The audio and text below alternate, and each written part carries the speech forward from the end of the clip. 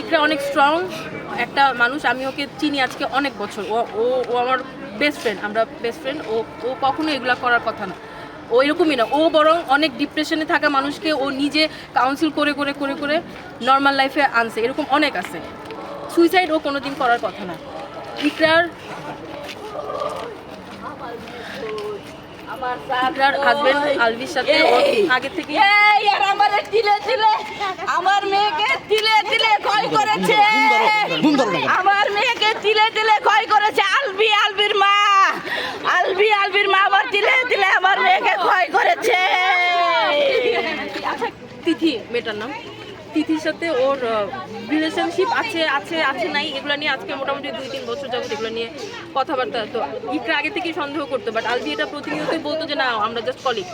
But recently Alvi এটা স্বীকার করছে ইকরার কাছে যে আমি তোমার প্রতি আমার ফিলিংস নাই, আমার সাথে তিথির রিলেশন আছে, অ্যান্ড আমি তোমার সাথে আছি শুধুমাত্র রিজিকের জন্য। ওদের বাচ্চার নাম রিজিক। তিথির সাথে সবই ইকরা শুনছে, অ্যান্ড ইকরা এগুলো নিয়ে কথাবার্তা।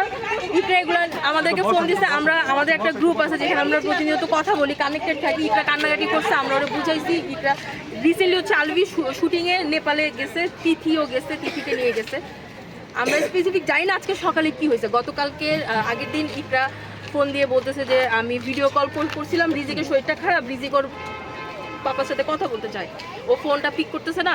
তখন হচ্ছে ইকরা অনেক কান্নাকাটি করতেছিল যে ওই মেয়ের সাথে আসছে। আমি জানি ও কোন রুমে আছে, ডিলাক্স রুম, সবই বার্থডে। তো ওই দিন আবার ওই মেয়ের বার্থডে ছিল, ওই মেয়ের বার্থডে সেলিব্রেট করার জন্য আলভি ওকে নেপালে নিয়ে গেছে। অ্যান্ড ইকরা এগুলো সব জানে।